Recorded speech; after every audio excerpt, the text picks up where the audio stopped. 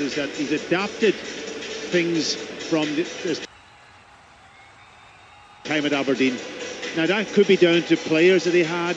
I watched him when he used to play against Celtic at Aberdeen, and he went man for man all over the pitch at times, and they were pulled ragged, absolutely ragged at times. And I go back to those games, and I would have been critical at that point on the tactical setup that he tried to deploy against Celtic. Now I've to seize what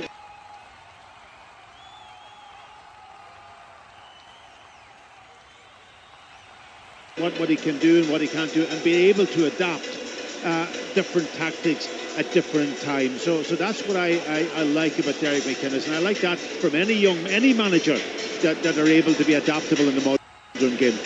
We all love emotion, Alan, and this season, even for the neutral, has been remarkable. And Ryan was touching on it there, talking about your families, what this means to them. I know you've seen an awful lot of people in tears, haven't you, at these games? Midweek game.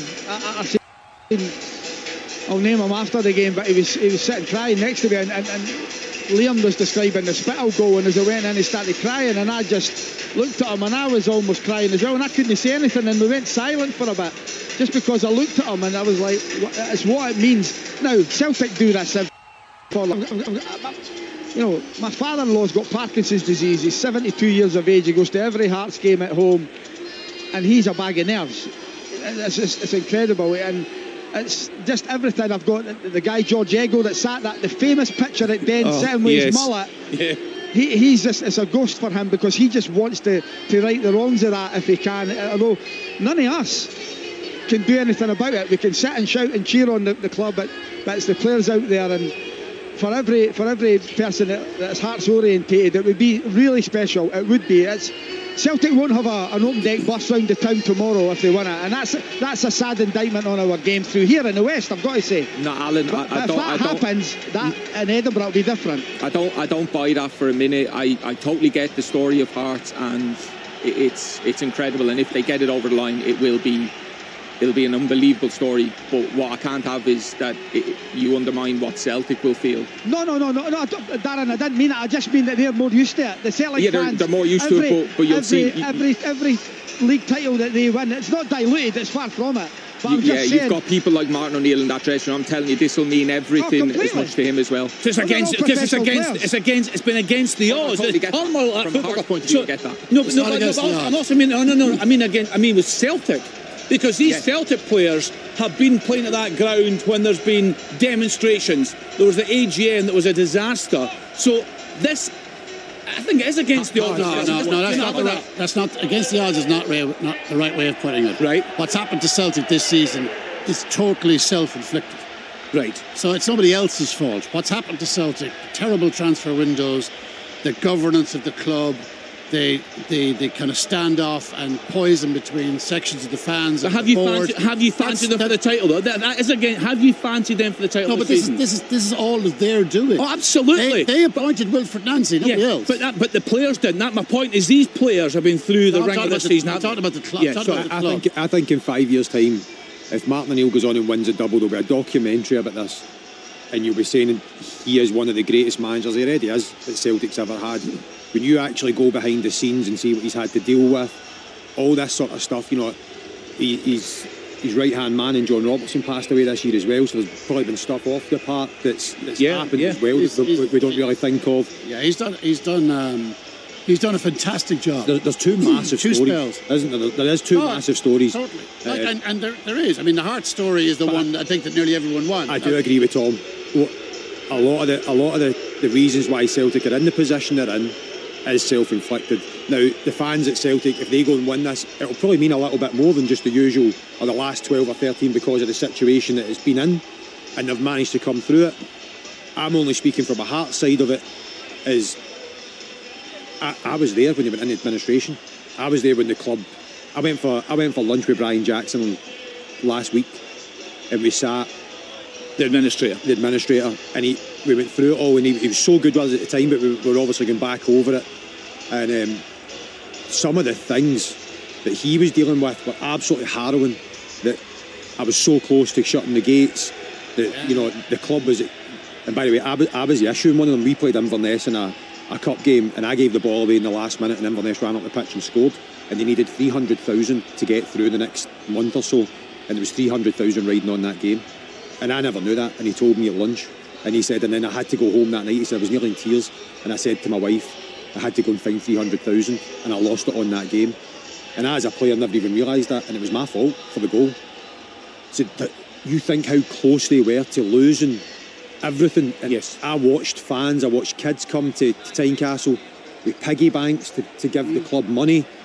So that journey from being in administration with a bunch of kids getting relegated, points deduction, to come to this stage now, as Alan says, like the generations of fans, boys, girls that have watched this. Heart story. My point is, when you are winning leagues, I know that as players, there's a reason they keep coming back. Absolutely. Do you think this title today, Celtic get the job done, will mean more? The biggest title Martin O'Neill has ever won, and I think it's the biggest title Callum McGregor. That's what I was going to ask you. I agree with that. Kenny, I agree with that as well. Keep him. They've got to keep him as a manager if that's the case, because the board don't want any fraction like they had last year.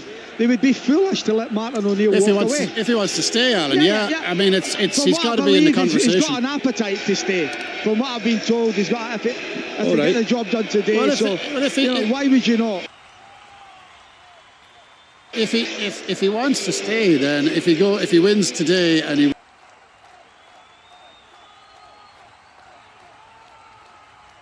wins the cup, he's won a double. I mean, why would they want to let him go? And how could you walk away from it? He won't. We all know that football is so addictive. But listen, if they win the league, right? This is not this is on Martin O'Neill and Callum McGregor and the senior players who've picked up the chaos and fixed it. It's particularly on Martin O'Neill, particularly on him. It's nothing to do with the board, nothing to do with Dermot Desmond, nothing to do with Michael Nicholson. Mm-hmm. It's to do with Martin O'Neill, Callum McGregor, Kieran Tierney, the senior players who led them through what was an absolute morass. I'm not saying they are going to win the league, but they might well. But if they do, O'Neill has done a fantastic job. Yes, they have all the financial advantages in the world, but the board ensured that they wasted all those financial advantages by signing a lot of players that were not Celtic standard, a load of them. That's the reality. So that was the kind of landscape that Martin O'Neill inherited. A team that was underpowered, so recruiting players, but very few of them were good enough. Demoralised, the fans in absolute uproar, toxicity raging through the club. And he's managed to win 7 games in a row. You know, it's. I think that's the key point as well, isn't it? Because Martin O'Neill said this week, Pat, didn't he? Yeah. He knew, and all the team knew, they couldn't afford to drop one single point over the past few weeks, and that is incredible pressure. And so much of that, obviously, the manager. I just think that Callum McGregor, as a leader, setting the examples on and off the park. This will be so special to him if they can go over the line today. Yeah, and you heard Scott Brown talking about him the other night, that he's very different than him, and the way that he handles the dressing room, the way that he handles the players. He's calm, he's collected. He is a leader, and you get leaders of all different descriptions, but he is one, and he'll go down in history as that. And if he leads this team alongside Martin and to victory today, that will go down in history. But where does Martin go from here? You know, I think this is almost the tip of the mountain for him. You know, he's won, if he does win the league today, or he could win the double, I don't know, maybe Europe, but Celtic will never win the European Cup again. They'll be up there maybe challenging, but you can see the standard. It would need to be an incredible situation. But where does he go from here? And that's where Martin, I think, at this stage of his career, at his age, I think he says, thank you very much. I'll be a legend at this club. I've done what I can for you, but now I need to maybe he could stay on for another year, just to allow transition, but he's not a long-term future, and Celtic have got to be looking into the future now and getting things right. Pat, for sure. That's for sure. But I also think that if they'd left Martin O'Neill in charge the second time round, not brought Wilfred, this league would be done. Yeah, the treble would be done. Well, with the exception he played Dunfermline next week. Of course, they would have had the double already. And that's the challenge, Alan. You bring somebody else in.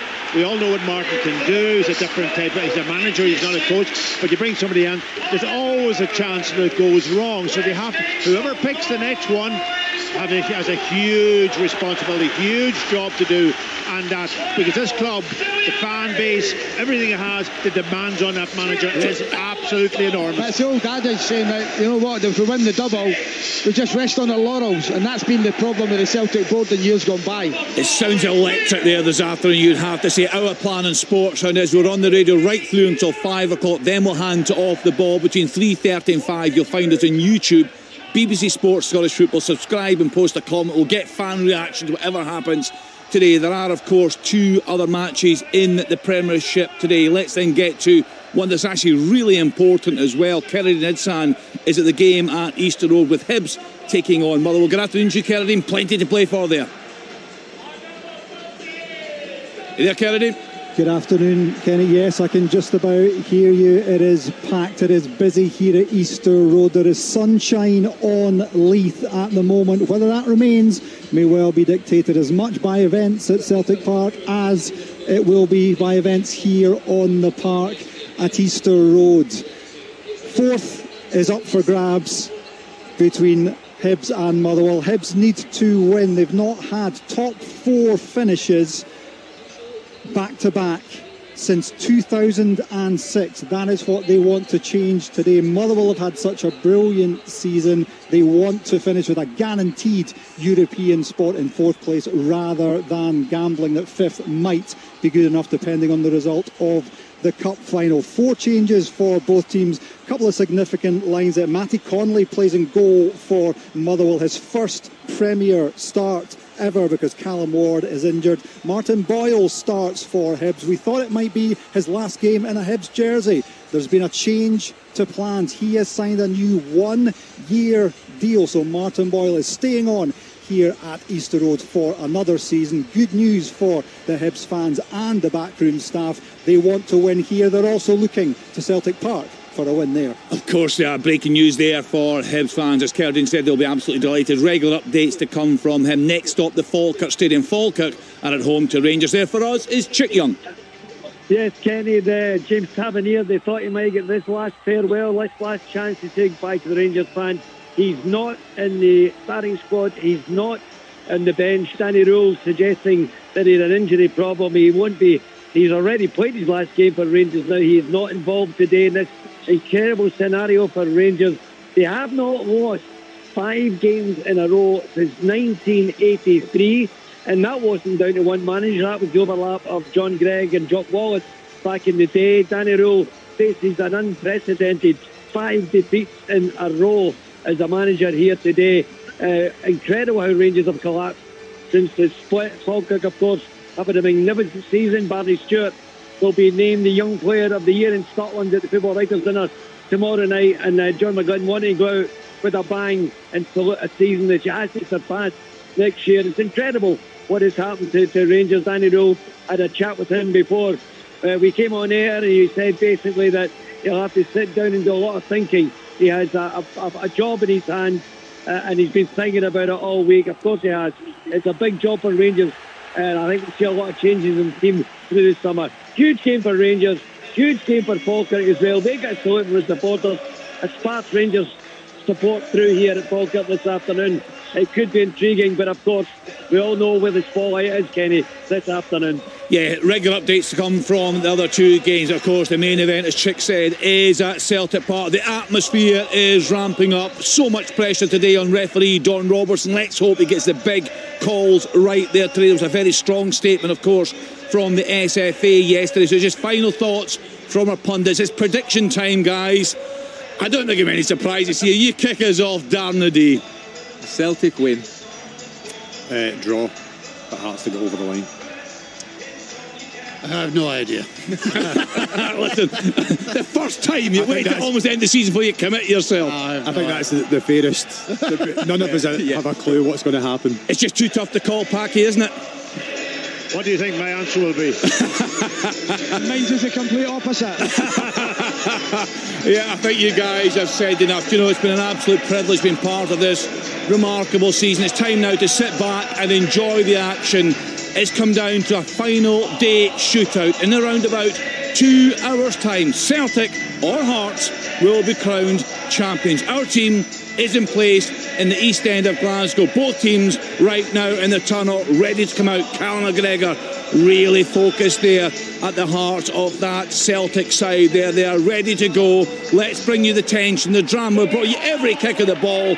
Plenty more to come. Strap yourselves in as Pat Bonner, Alan Preston and Liam McLeod take us to the conclusion of League Campaign 25-26, which will ever go down as one of the greatest ever witnessed. Over to you, Liam.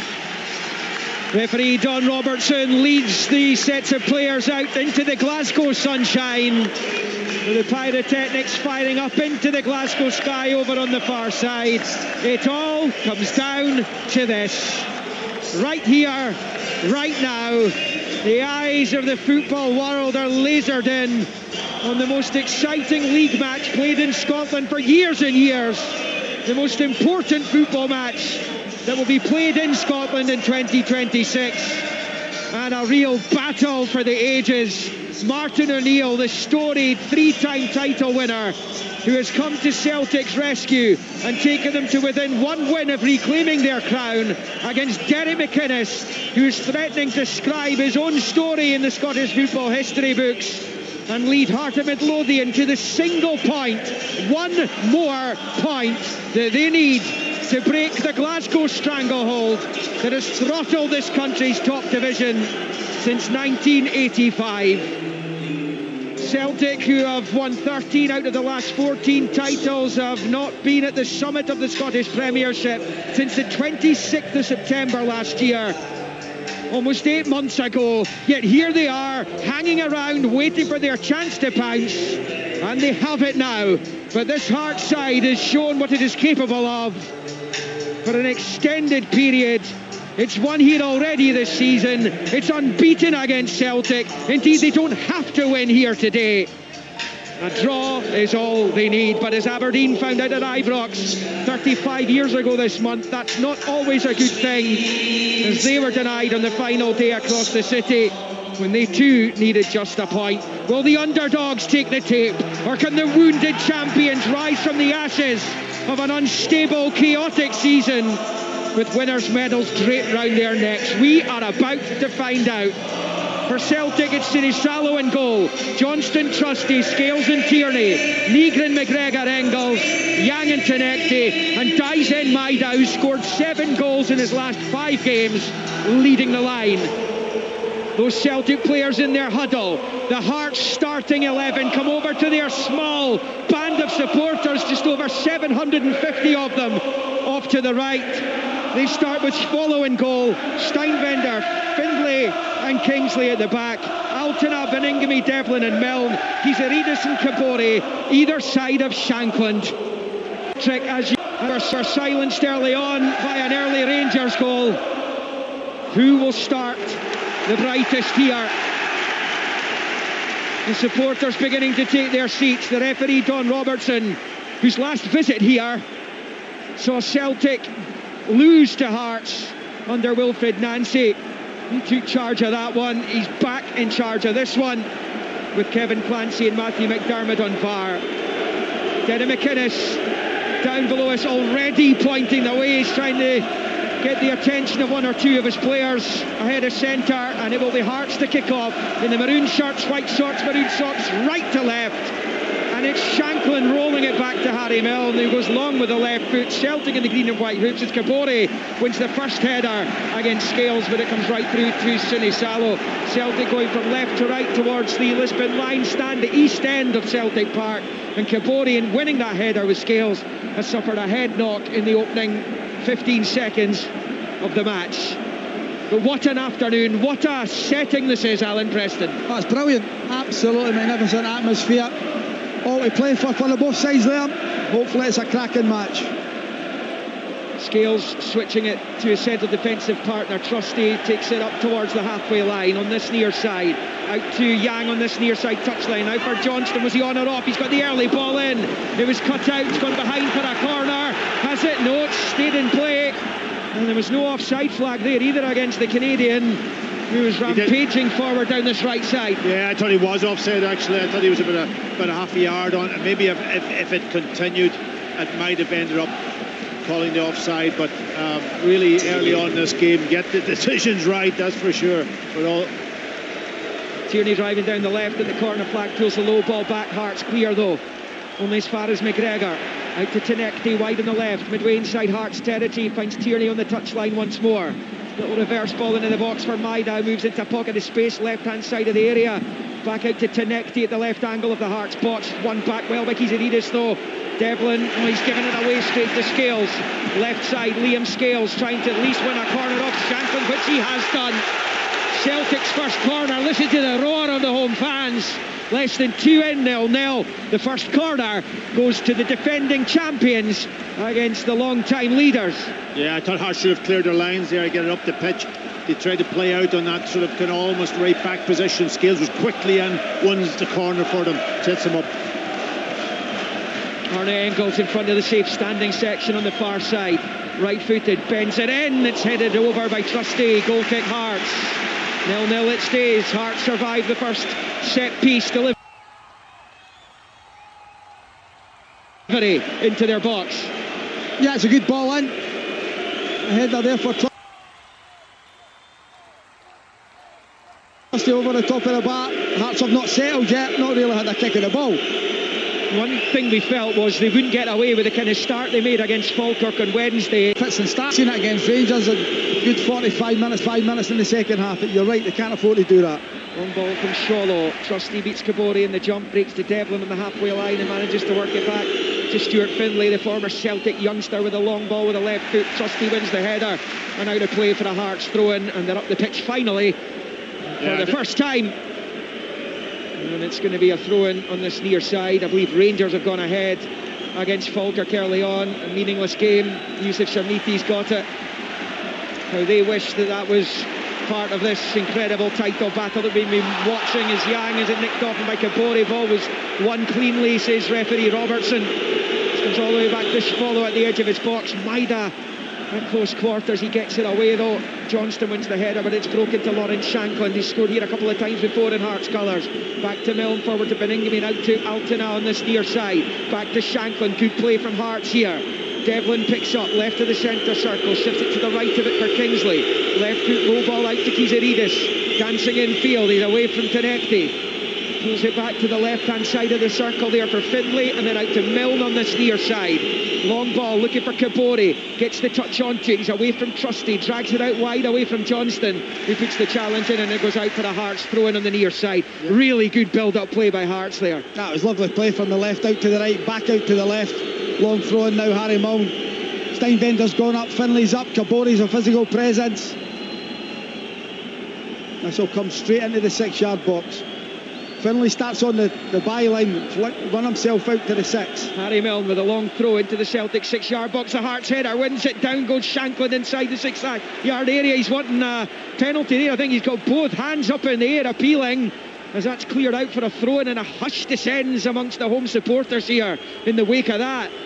Yeah, Hearts early on in this game have put the ball long up into Celtic's half and trying to get that second phase, and the moment that they get it, they build it well, they get their throw in, and that in itself will cause Celtic problems when they get the ball into the box, because I think Hearts have the advantage in that department. 2 Hearts wins and a draw between the sides this season. Hearts haven't gone unbeaten against Celtic in an entire league season since 94-95. They're looking to beat Celtic for the 3rd time in a single campaign, for the first time since league reconstruction in 1975, when they started playing each other 4 times in a campaign. As Trusty picks up just inside the Hearts half. Long ball to the left angle of the box, too high for Tierney to do anything with it, but Kizarides loses out to Tinecti. He's facing his own goal though, as he makes his way back towards his own half. Passes it back to McGregor and infield to Scales. Goalless inside the opening 6 minutes. Trusty going across the halfway line. Out to Yang wide on the right. Moves it away from Milne and then passes it back to Trusty. 5 minutes play. Short ball with the left foot. Yang on the right wing for Celtic tries to come in field. Benny Beningame trying to run on top of him. Here is Nygren, who scored a brilliant goal at Motherwell on Wednesday. Superb strike to the top corner, showing the quality of champions, which Celtic will hope to exude today. You know, last time Hearts were Scottish champions Harold Macmillan was Prime Minister, JFK President of the USA. The Beatles had never entered a recording studio. That's how long ago it is. This is defensive position for Harry Milne under pressure from Yang, and the ball goes out for a throw into Celtic, and every little decision like that is greeted with an enormous roar of the crowd. 0-0. Exactly, and I think the officials got that one wrong. Hopefully it's not a major one, but just look, technically Hearts have lined up almost as a 4-4-2, which is very, very open. I didn't expect that from Denny McInnes at the start of the game. They might grow into that, but certainly they're leaving Shankland and Kabori up for him. Tierney, clever ball, low into the box. It's going to result in another corner to Celtic. Ball put out by Steinwender, the Austrian. That goes out for another corner. The last one was an in-swinger into the 6-yard box. Viliami Sirisalo, the Finnish goalkeeper who took over mid-season from Kasper Schmeichel. Celtic's fortunes have upturned since then. Wearing bright yellow, Celtic take their time over the corner. There's howls of derision, the belief that Cameron Devlin may not be the full 10 yards back. Fiery, volatile atmosphere inside this stadium. Here comes the delivery. High, curling too high, sails over everyone, and out for a Hearts goal kick. 0-0 on 5 live. Massive relief already for Hearts. They've managed to survive 7.5 minutes. I think Derek McInnes would want them to get to about 25 minutes in and get 0-0 at that point in time. Then he can maybe put more of his ideas into the game. But it's surviving, it would seem, at this point in time. One intriguing thing is Kieran Tierney, massive play for Celtic, left back, hammered forward there early on. Now that's important in itself, but also it takes Kizarides, the man he's marking, further back the field. And for me, Kizarides is probably the danger man for Hearts today. He's a very, very skillful player. Man of the match the other night against Falkirk, and he'll want to get the ball in the final third. Celtic 0, Hearts 0 in the big decider. Celtic who've massive motivation, not just to spoil Hearts' day in their dream, but to hit a very important milestone of their own, to move to 56 Scottish titles, to go one more than Rangers, to lay the claim as being the greatest club there has been in the Scottish top flight. And no matter where you look, there is history around every corner as Hearts come forward now, and they've got to throw in. On the bench today, two brothers, but two brothers on opposing sides. James Forrest for Celtic, Alan Forrest for Hearts. You can only imagine what's going on in their families. Throw in, met at the front post by Engels, doesn't clear it out very far. Yang lunges in but can't get a firm touch of the ball. Good swivel by Harry Milne, but just as he tries to get into a crossing position, Callum McGregor comes over, leans into him, puts him off his stride, and that goes out for a goal kick to Celtic. It's a wee bit disappointing for Hearts. They got themselves in a good position. Milne was second favourite to win that ball. He got it in the left wing, got past two players and then panicked. He lashed at it, and there was two players in the box that he could have aimed it for. That was a wee opportunity, but he's been out for quite some time, Milne. I suspect he might only last about half a game today, but he'll give it everything. Trusty under pressure from Kabore, takes no chances, heads the ball out of play, throw into Hearts down the left hand side. Celtic 0, Hearts 0. A win of any kind wins the league for Celtic. For Hearts today, any draw will do. Harry Milne takes his time over collecting possession, waits for his teammates to get into position in the middle. Takes his time, being kind. It took me an eternity to go over and get that ball there. That's the slowest run I've ever seen in my life. 0-0 would win the title for Hearts. Milne takes the throw in. Header, one of the front posts. Negron tries to clear it well outside the box. Back in by Cameron Devlin. Devlin gets a touch here out towards Harry Milne again on the left-hand side, and then a rather rough challenge comes in from Benjamin Negron, and that's going to be a free kick to Hearts. Now this is a promising angle to whip in a free kick. It's not a shooting position, it's wide out on the left wing, but a really dangerous position to try and create something for those in the middle. Very naive for Negron there, very naive indeed. I mean, he's going nowhere there. There's two players on him, and he just goes straight through the back of him. Very, very simple free kick, and as you say, a very dangerous position. Gives Hearts a chance to get the ball in there to the likes of Shankland. Celtic have everyone back defending it. 0-0 in front of 60,000 here. Milne is the left-footed option here, but he's got to leave it.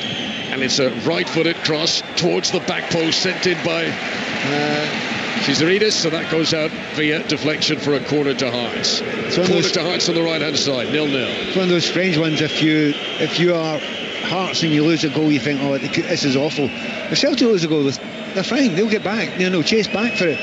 But what Hearts would get to get something out of these corners they're getting just now. 10 men for Celtic inside their 6-yard box. That's how deep they're defending this. It's an in-swinger. The goalkeeper Johnson, well held by Sidi Salo.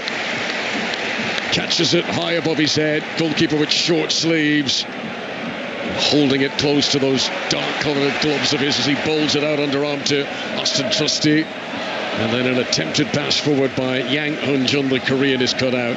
And the ball goes out of play for a Celtic throw, and that's taken by Trusty. Back to the goalkeeper once again. Celtic have won each of their last 7 league games. A momentum that has grown and strengthened and has given them belief. Hearts, who started this season 150-1. It would be probably football's greatest fairy tale since Leicester winning the Premier League if Hearts could win this today. Trusty plays it forward, disappointing pass from a Celtic point of view, all the way through to Shovlov in the Hearts goal away to our right-hand side. Well, the reason why you heard moaning and groaning in the background there is that move by Kieran Tierney I was mentioning earlier on. He hammered, he's coming from left full-back. Chizaridis is not staying with him. The ball was on there. He was through and goal had the ball been played. It wasn't played, but that is not the last thing. I promise you that's going to happen in this game. Yang back to Alistair Johnson, who's missed a lot of this season with injury, but he's been back at the side in recent weeks for the run-in. Trusty on the edge of his own penalty area. Scored against Hearts the last time these sides met at Hearts in January. Johnson again now brings it up to the halfway line. Right full-back position for Celtic. Back into the feet of Austin Trusty once again. Yang, first time ball is clever in front of Johnson. Hearts are going to be careful here, and on the edge of his own penalty area, Steinwender stretched. He's hurt himself in the process here, but he's managed to clear the ball away. He's down inside the box. The referee holds up play. It's not a head injury. Celtic fans are going crazy. They felt play should have been allowed to continue. Now he is holding his head. When he first went down, he was holding his hip. It's going to be that sort of day. I don't think he's got a head injury. I think he's holding his head because of the real pain that he's in his hip, sort of buttock area. You just wonder. I mean, he's gone down there. It's a strange place to go down. He's not faking that. He is definitely hurt there. However, it's a big call from the referee. It's not a head injury. But it's the referee's, it's his decision. If he feels it might be quite serious, he can do that. I don't think Celtic fans will necessarily agree with him in that moment, will they? Will they? Celtic 0, Hearts 0, 5 live for the BBC. We haven't played quarter of an hour yet. There's yet to be a dangerous shot in anger in this game, which will determine who wins the Scottish Premiership this season. Coming up at 3 o'clock from Wembley, the FA Cup final, full commentary here on 5 Live. What a day of live football we have for you. And still, the medical team from Hearts are working on the Austrian Michael Steinwender, who is still down inside the penalty area away to our right-hand side. Yeah, it's a big one for Hearts because they have lost a lot of players, particularly in that back line over the last month or two. Halkett being the big one over the last couple of weeks. He got a really bad one against Motherwell, and he won't be back for quite a job this season when he's had to make difficult changes and unusual players playing in unusual positions. He's managed to do it. And watching Steinwender come off here, he's not faking it. He's struggling a bit. He's really struggling. Play resumes with possession being given back to the Hearts goalkeeper, which of course Celtic fans are not happy about. Having received treatment, Steinwender has got to remain off the field now and wait to be invited back on. Hearts temporarily down to 10. Just the way he's running there, by the way, Conor, I think it is a knee in there that he's got. He's got a knee in the back of his leg, and it's one of those ones where if it's a twist or a strain, you'd be more worried about it, so he should be okay. Play back underway. Kabore wins a flick on header, can't pick out a teammate though. Negrin nudges it down for Callum McGregor, who tries to clear up to the halfway line. Yang gets an important touch, trying to set up Maeda, but it bounces too close to Stephen Kingsley. Kingsley is able to clear away, right footed up over the halfway line, met by Kieran Tierney. And then another lofted clearance by Steinbender, who's back on the pitch but not running comfortably. Kabore challenges in the air with Trusty, and this time it's going to be a free kick to Celtic. Trusty, who was at the heart of that controversy on Wednesday, going down to the penalty area, claiming he'd been struck by an elbow. All the forensic discussion: was it a handball? Was it an elbow? Trusty at the heart of that is here's Stuart Finlay barges into Benjamin Nygren. To be fair to Nygren, he doesn't make much of that, and he sees it as part and parcel of the combat here, and he just runs back into position and doesn't make a song and dance of being pushed to the ground. Just slightly worrying about that injury that we were talking about. If you're a centre-back, you want to be 100% if you're playing against Daisen Maeda. He's not had much to do yet, Maeda, but he will never ever stop running, and he is lightning quick, and he makes intelligent runs as well, and Hearts are playing a high line. Everything is set up now for Maeda to get a little bit of a chance now and again. The referee brings the whistle to his mouth. He was about to blow for a Hearts free kick, but they still have possession, so he says play on. Jordi Altena, one of 3 changes for Derek McInnes from midweek. Over to the right wing now, where Kizaridis twists and turns, has support outside, eventually plays it back into the centre circle once again. Stuart Finlay has it, left-hand side for Hearts, tries to ping one down the left wing, putting pressure on Alistair Johnson, who Celtic fans think has been fouled by Altena there. The referee says play on, but then he does blow the whistle because the flag goes up on the far side, and Hearts were offside. Still 0-0. Again, Hearts will be quite pleased with the way it's gone so far. As you say, no real shots on target from Celtic. They are playing that high line, which not a lot of teams come to Celtic Park and do. They're usually pushed much further back. The downside of that for them is Maeda loves them. Maeda wants, that's his dream scenario, and he doesn't get it very often at Celtic Park. And where we're sitting just now, there's a big load of grass for him to run into, and as I mentioned before, Tierney on the left hand side is doing it as well. Johnson looking for Maeda, sliding in was Steinbender. That's a test of his injury, and he winces as he picks himself up off the ground. He is not running comfortably, the Austrian defender, and Hearts may have a problem there. They may have to think about a change. He's trying to run it off, but he looked really uncomfortable getting up off the ground after winning the slide tackle there. Flag again goes up on the far side, and he wants to come off. Back from an offside position was Kizaridis. Steinbender can't continue, I don't think.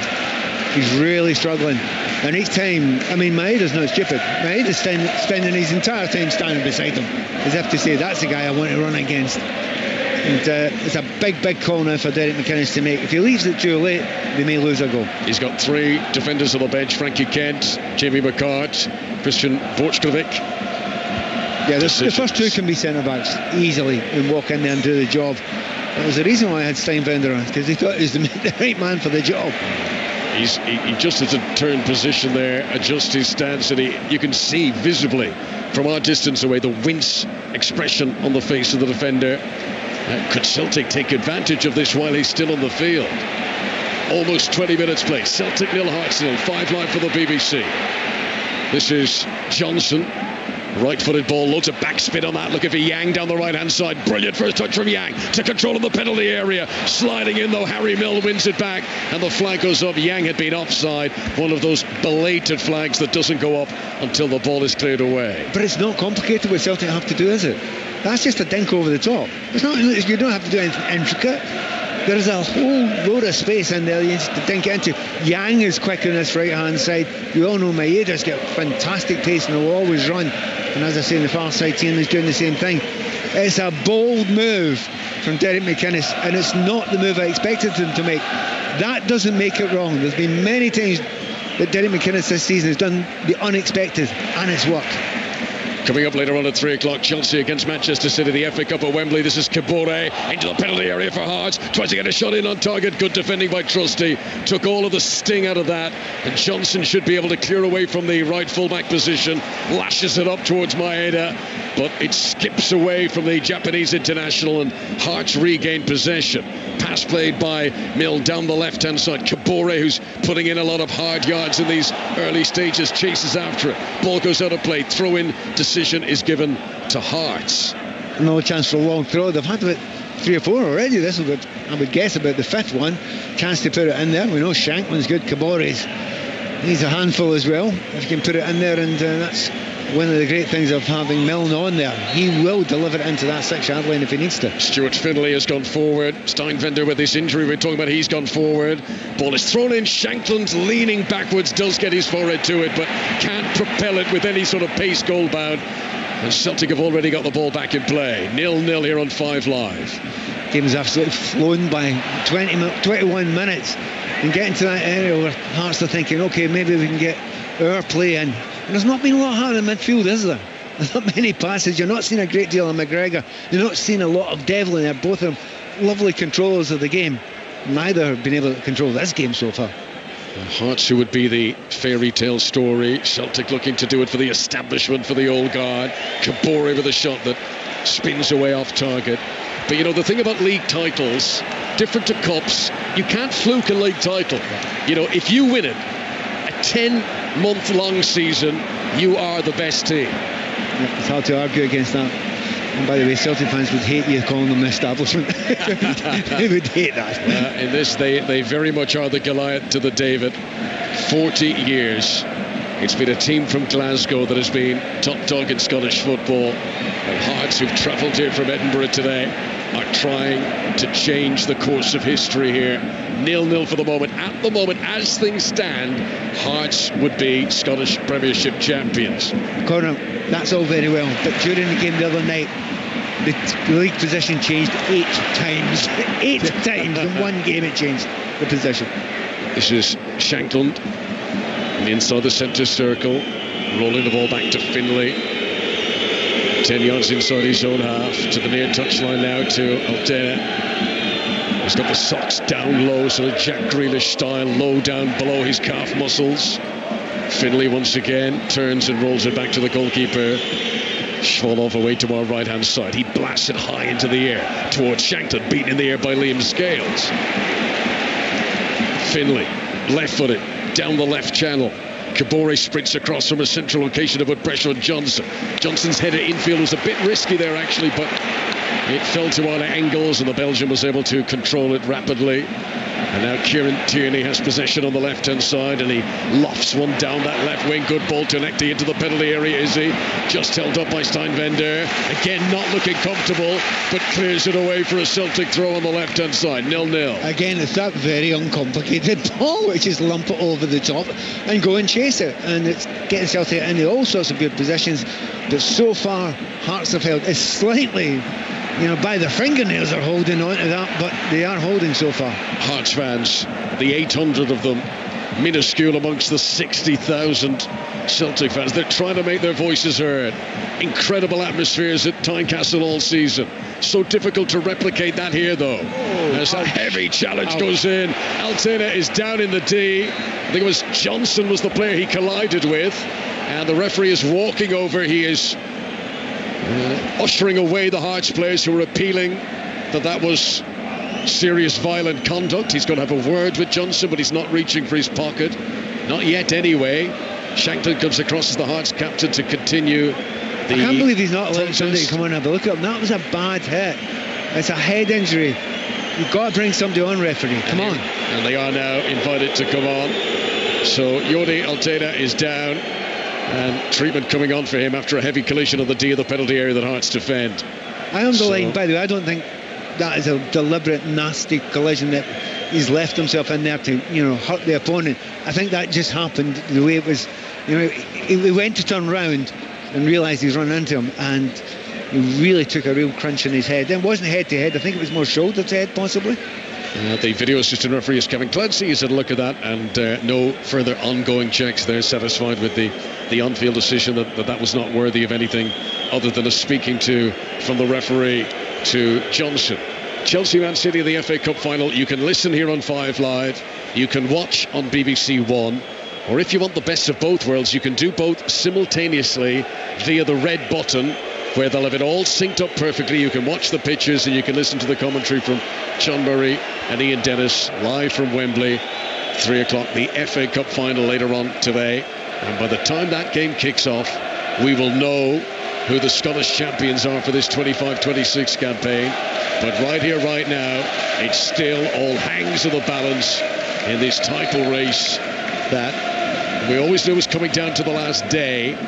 It's almost come down to the last hour now, because we've almost reached the half-hour mark at Celtic Park in just over 60 minutes of normal time to play. Tierney neat and tidy on the far side, touches it for Tinekti, and then he's bundled out of play on the far side, and it's going to be a free kick actually to Hearts.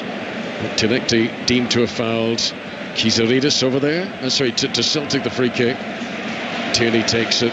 Kieran Tierney, who of course his former Arsenal teammates, hoping to win the Premier League, and he's hoping to win the Scottish Premiership here in Scotland. It's just too high a line from Hearts. Something's going to happen. You can't do that against Celtic. Negrin, 10 yards outside the box, rolls it towards the feet of Maida, but sent it around the wrong side of him.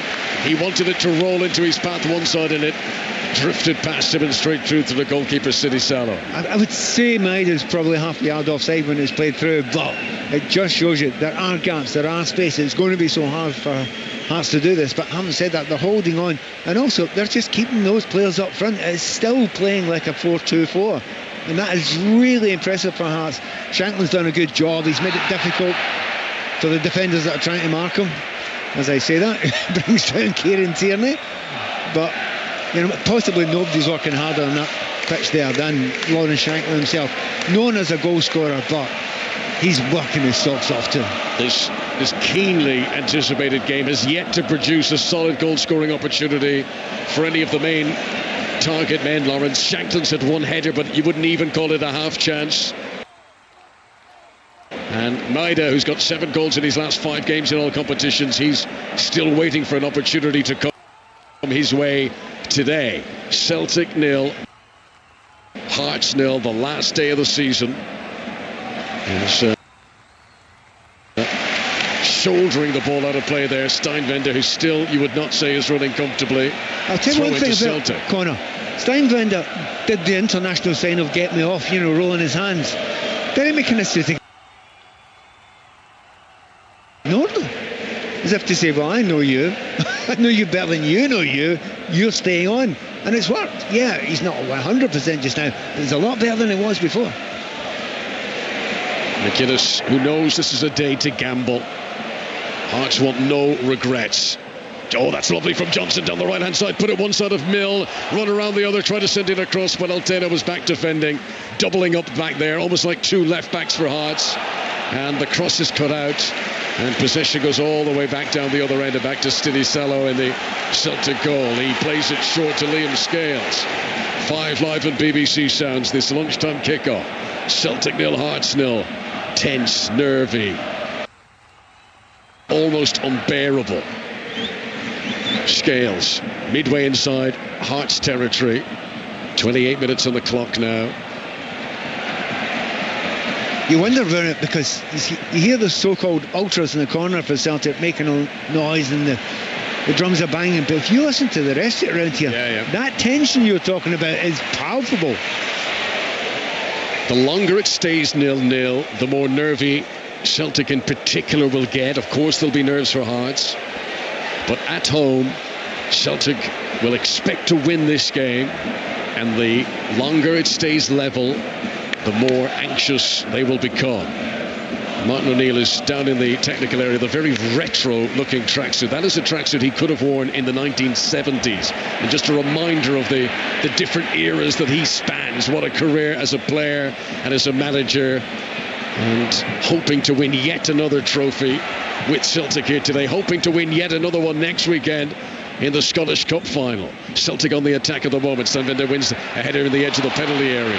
Cleared away eventually by Kingsley over there. Doesn't go very far. At the moment, Hearts are making hard work of clearing their lines. Callum McGregor infield towards Engels, but he plays it too far ahead of him. Celtic hold on to possession with Trusty. Now to the right-hand side to one. Engels back into Trusty again, bang on the halfway line. Liam Scales will come forward. Shankland working hard, and that pressure forces a rush pass, which is played to Devlin, and Hearts get it back again. Kabore, 5 yards inside his own half. Back into Bainingame. They've got to try and hold on to it here, Hearts. That's actually very well played there up front by Kabore. He's not always noted for being the best at holding the ball up, but 3 players around him, and that's given Hearts a little bit more control, because for 2 or 3 minutes before that, Celtic looked as if they were going to strangle the game there. But Hearts have got the ball again, and a little bit more composed. But Ingeby playing the anchor role in the midfield, a player who started in Everton's youth academy. Long clearance there by Stuart Finlay, was maybe a bit rushed again. Just putting the ball out of play and giving a throw into Alistair Johnson in that right full-back position for Celtic. Still scoreless and 5 live. He found touch though, didn't he? That's what it looked like to me. It looked like rugby. Fine touch, away down in the corner. Get the ball as far away from your goal as possible at this point in time. Maybe try and survive to half-time. Which was a tactic that Paris Saint-Germain deployed in the recent Champions League semi-final in Munich against Bayern, where they were intentionally putting the ball out for throw-ins. I don't know if that's been the case, but it does seem to have happened quite a few times here from Hearts. Yeah, what we do is try and put it down this left-hand side as much as possible for the likes of Kabore to run onto and Shanklin to run onto, because they can get the long throws from here. On the other side, they want to get the ball to Kizaridis to his feet. Problem is they've not got it to his feet yet. And every time they have, he's had 2 players on him, and he's had to come infield, and that is really stopping Hearts for doing their usual control and also creating from that area. Hearts, who have kept 17 clean sheets in the league this season, 1 more will win them the title. But here's an opportunity. Engels coming forward, gives it to Tunekti on the right hand side. Low right-footed shot is straight at the goalkeeper, and it didn't have the power to trouble Shvolov, who just dropped to his knees and gathered it comfortably. I know why he goes for the shot, and I don't blame him for doing it. However, Tierney had flown beyond him. He got to the byline. You got to see that run. Flick it through, then you've got to the byline. So once again, that looks to me like a danger area for Celtic. Celtic's most recent 0-0 draw was in March at Rangers. Hearts haven't been involved in a game that finished scoreless since November. You've got to go back to when they were held at Motherwell. 0-0 for the moment here on 5 Live. Both coaches out on the edge of their technical areas. Trusty comes forward for Celtic, gets within 10 yards of the Hearts penalty area. Yang available on the right hand side. He ignores the option of Johnson, who'd gone on the overlap. Comes in field, Yang tried to play a little 1-2 on the edge of the D. It breaks down. Chance for Kizaridis to come on the counter attack, but he's hounded after by a very hard working Tunetki there. Hearts are forced to pump it long again towards Kabore. Then a jump by Altena. Maybe McGuinness knew that so much of his clearances would be long, and that's why Kabore was preferred to Braga on the bench, because it's been aerial battle after aerial battle for Pierre Landry Kabore here. Celtic have possession. Tierney just inside his own half, gives it to Scales, across to Trusty, and now over the halfway line. No technical area can contain Martin O'Neill at the moment. He's almost on the pitch. On Engels, right hand side of the midfield, gives it on to Yang, level with the edge of the penalty area. The Celtic attack. Negron back to Johnson, misplaced pass, groans from some Celtic fans. The team holds on to possession, but they're back inside their own half again. The Celtic should be playing their own game, and there's no point in lumping it long aimlessly. They can control the game, they can tire the opposition out by keeping the ball and running it. Tierney down the left hand side, chests it down for himself. Shot might have been on his right boot, didn't fancy that, gives it to Negron, swarmed by opponents on the edge of the D, and breaking out of defence comes Altena. He's tripped, and that's a yellow card. Yellow card for Alistair Johnson, and a free kick to Hearts for the foul on Altena. I mean, classically Johnson got there as quick as he possibly could, but Altena knew it was coming there. He left his legs out, flicked the ball away, left his legs out, got taken out, and Johnson on a yellow card quite early in the game. I mean, he's fortunate he's not got an out-and-out winger against him. The likes of Tierney on the other side, he wouldn't want to be on a yellow card early with someone attacking him. But Johnson accepted it, didn't complain. You could cut the tension with a knife, and it's just thick air here, where every moment is being analysed, scrutinised. Any little hesitation could be a moment that wins or loses the league. Trusty wins a header towards Maida. Flicked on by Devlin in the midfield. Kabore chests it down, but McGregor is able to nip in. Callum McGregor, who is hoping to win his 11th title. James Forrest on the bench hoping for title number 14 of his career. That's good from Engels, winning the ball in midfield from Devlin, but great recovery. Tracking back there was Kizaridis, who challenged Engels on the edge of the penalty area and forced it to roll back to the goalkeeper. That's one of the best chances that Celtic have had so far. But you're right, Kizaridis, the last person you expected to get in there, got in there. It's not pretty from Hearts, is it? It really isn't. I mean, it's a lot of long balls. They're chasing everything. They're closing down. Concentration so far has been exceptional. Problem for them is they've got an hour to go. They have to keep on going for the entirety of that time. If you're just joining our coverage in 5 Live, 10 minutes to go to half-time in Glasgow. Hearts, as things stand, will be champions because it's 0-0 here. And they're on the attack at the moment. Heavy touch by Altena. Shows too much of the ball to Johnson. Oh, he's done well, Altena, to keep this going. Into the penalty area. Trying to weave into a shooting position.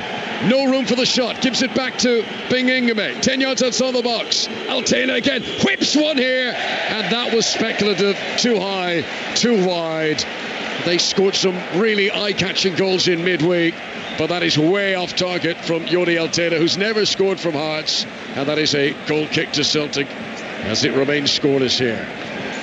Well, Steve's just given me a thing I didn't want to see there at all. Hibernian now losing against Motherwell, and Motherwell are obviously, they've been, in the fourth position for most of this season so far. Hibs could overtake them today, but at the moment it's not looking like it. Yes, it feels like nothing else matters, doesn't it? The context, the enormity of this game.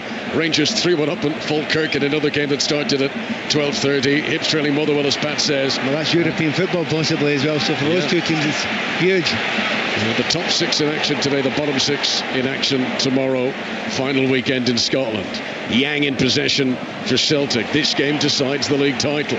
Good work by Harry Milne to win it back for Hart. All day tries a toe poke shot from the edge of the area, and Scales is able to block it, and that was dangerous for Hart.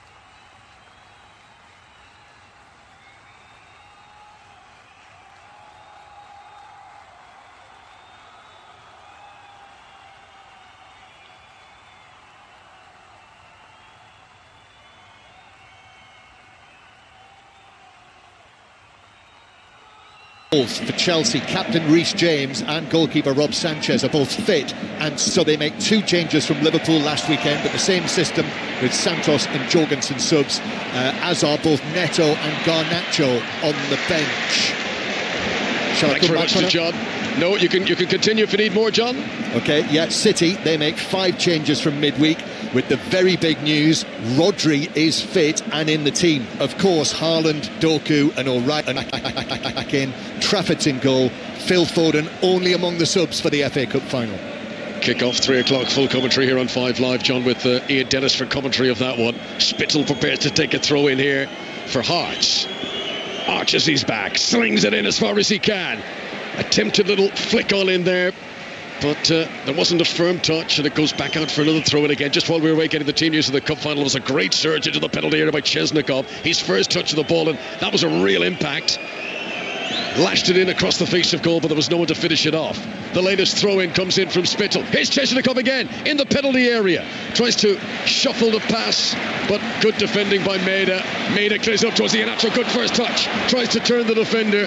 Steinwender, who was struggling with that injury in the first half, seems to have run it off, and he recovered well there. It's 1-1, Pat, in the biggest game in years in Scotland, and we've only got 20 minutes to go. It is ridiculous now. That was a great move you mentioned there just while we were away at Wembley for a moment with John Murray. Chesnikov come on, made a little bit of a difference there, got to the byline for the first time in the second half by Hearts. They're not going to go for it now, Hearts, and try and get the winner. We shall see. They've got Braga on just now. He's now playing as a 10. Shanklin's up front on his own. Celtic can't relax in the break for a millisecond. If Celtic lose a goal now, you think that is it. The title's finished. With Spittle, Braga on the field now. There may be an argument that Hearts are finishing this game with a stronger 11 than they started. Nygren in possession for Celtic. 1 goal from Celtic can win the title. Johnson passes out to the right wing to James Forrest, first time that he's been involved. Cuts in field as he's done so many times over the years. Tries to shoot low, straight into a defender. Then there's a heavy collision. The referee says play on. Chesnikov hit the deck there. It was an awkward fall more than a foul. And then the ball goes out of play for a throw-in, bang on the halfway line, and both coaches are down there and they're both animated. And this is where it's all on the line now. 2 coaches who know for different reasons they can become immortal with the outcome of this game, and we still don't know who's going to come out on top. It's one of those classic ones. I've heard often said, the quality's not always great. But do you know what? There have been periods of this game where the quality's not been great. It's not got to do with quality today. It's about battling, it's about fight, it's about keeping concentrated, defending with your life and your soul, and that's exactly what has to be said. Both sets of players have done. The effort in here is extraordinary. You said earlier on, what was it, a bit too Hollywood? I mean, this is Hollywood. You can't get more Hollywood than this. Brother against brother, team that hasn't won it for 66 years. No team outside of Glasgow winning it for 4 decades. Celtic with Martin O'Neill coming in, red Adair, putting out flames all season, maybe winning his 9th trophy as a Celtic manager. I mean, you add it all up, it is Hollywood. Hearts in possession in the midfield. And you're going to get a great ending. It's classic, you're going to get a great ending today. Because Scottish football this season, that's what it gives you at the end of almost every game. We are approaching the final furlong, so we're not exactly into the last sprint yet. But let's go to Newbury and join John Hunt. Connor, the Oaks trial today has just concluded. The victory going to Esna, ridden by Ryan Moore, trained by Brian Mean, beating Sacred Ground. The King and the Queen's favourite, Golden Orbit, only 4th, but Esna may well have booked her ticket for the Oaks at Epsom in 3 weeks' time. Thanks very much, John. Free kick to Celtic, bang on the centre circle. Double change coming up. Martin O'Neill is ready to introduce as much fresh leg action as he can here. Marcelo Sarachi is getting ready to come on. Callum Osmond as well. Sarachi a defender, Osmond an attacker. Hearts trying to come forward down the right hand side, and it all breaks down there as Forrest played the ball too far ahead of him. It's going to be a goal kick to Hearts. Slightly surprised that Trusty's coming off. I think he's had a very good game so far, but he's coming on now, and it's not a real surprise to see Tierney coming off. Quite often this season they've had to take care of his injuries. He'd have run through it today, so obviously he's mentioned to the bench. He has to come off. Sarachi's not getting that many games, but a very capable player to take his place. Sirachi has got an incredible CV. The clubs he's played for: River Plate, Leipzig, Galatasaray, Levante, Boca Juniors, now Celtic. That is some bank and wealth of experience. He's slotted in alongside Liam Scales at the heart of Celtic's defence. They need to score, Celtic. They definitely need not to concede. I think they may be going to a back three, Celtic, almost. Maeda's standing in the left back position, but he ain't no left back. So Martin O'Neill's pushing it now. Wow. He's going for a back three. He's got to score. He's got to score. This is Chechnikov battling for possession. First task of the day for Sirachi is to stop him there, and he does. The Uruguayan with the long, straggly, dark hair and the big, bushy, dark beard. As Johnson jumps on the edge of his own penalty, he's brave there. Johnson really needed to be brave, but he won that header against Alan Forrest. And now Iheanacho has turned really well, and he plays the ball forward. And this is an opportunity. Engels for Celtic into the penalty area, can't bring it with him. Brilliant defending on the edge of the box. Hearts hang on to their lead. Right. I almost can't believe what I'm seeing just now. Hearts have pushed 3 men up front now. They're just playing 3 against 3 up front. Hearts are going for it as well, saying we can do you in the break if they get any chance at all. So instead of sitting back and soaking up the pressure, Derek McInnes has been brave and said, no, we're going to go for it. Slug it out, punch for punch. Backward header from Scales to the goalkeeper. Do you know what the best form of defence is? Yeah, allegedly. Allegedly it's attack. Fortune favours the brave, and this is brave from Derek McInnes. The inkling, the urgency, the maybe the idea to defend, to hold on to this 1-1 draw, which would be enough to win Hearts the title, but he knows a goal now would crush Celtic spirits with the clock ticking on, and we've got just over a quarter of an hour of normal time to play. One goal can determine where the Scottish title goes. One of these two teams are going to win it. At the moment it's Hearts. Iheanacho has possession, gives it to Sirachi, a few yards outside the penalty area, left hand side, tries to get to a crossing position.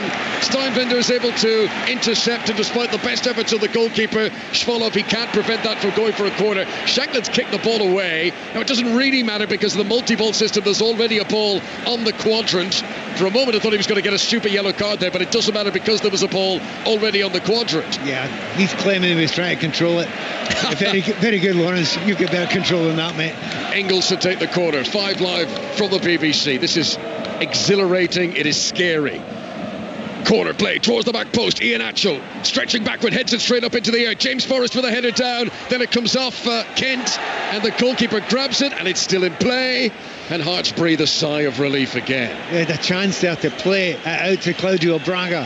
He's out there. He's 1-1 against Sirachi, who'd just come on. He was out of position. The goalkeeper decided. Schwolow said, no, we'll hold it for a minute, slow it down for a moment. Braga's furious with him. Here comes Celtic again. They're throwing it all now. Maida into the penalty area. Left hand side, pulls it back. Shot was going off target from Nygren. Down goes Engels on the edge of the D. He was outside the penalty area. It's a free kick for Celtic. It is a yellow card for Cameron Devlin, who made that last gasp challenge. Free kick in shooting position. Hearts throwing their body on the line. Celtic throwing everything to try and get the goal that could win them the league. You almost can't breathe at this point in time. I have to say there was a terrible effort. I finished there beforehand. Absolute stinker. You're 10 yards out. You've got a goal gaping. And a total and utter mishit. Still, Celtic get the free kick, and it is in prime position. You couldn't spot it up any better if you had.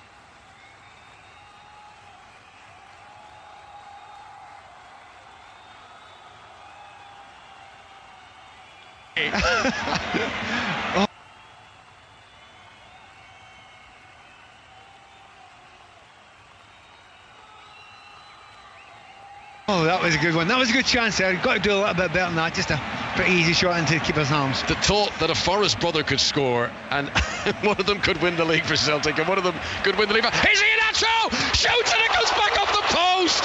Iheanacho into the penalty area, struck it brilliantly, but it comes back off the frame of the goal. That's one of those moments that'll make Hearts think maybe it's their day. Cross from the left-hand side from Sarachi.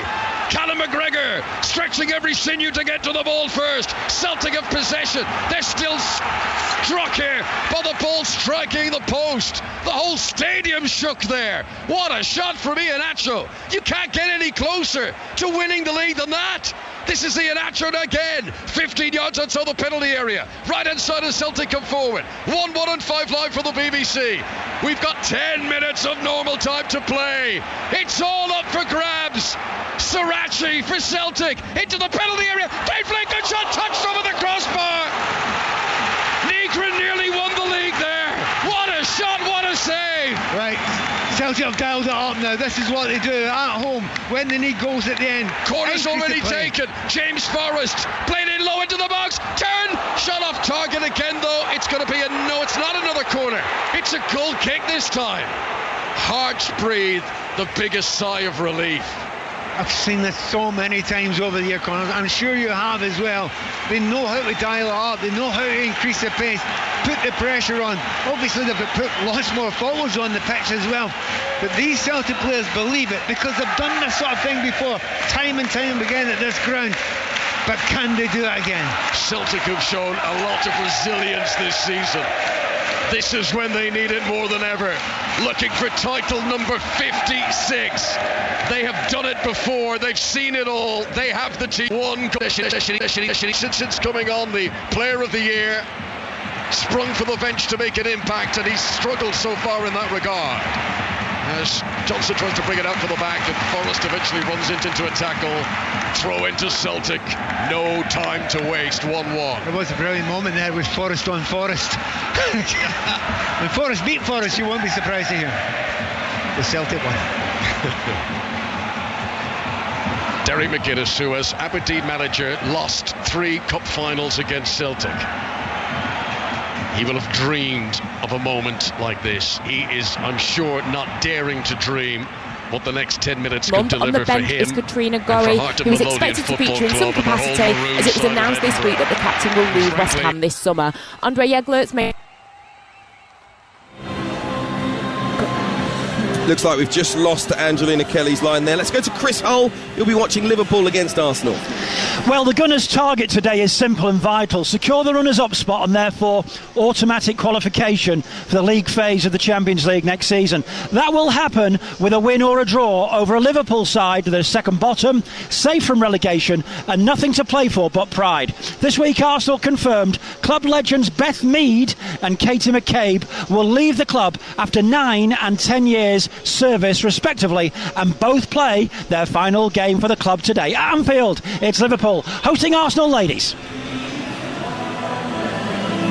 OK, let's continue to look ahead to the FA Cup final here at Wembley today between Chelsea and Manchester City. I'm Hugh Wizzacroft, Jason Cundy's alongside me. Delighted to say a man who won the FA Cup with Chelsea, Scott Minto, is here. A man who scored a worldie in an FA Cup final, Stuart Pearce, is here as well. How are you doing, boys?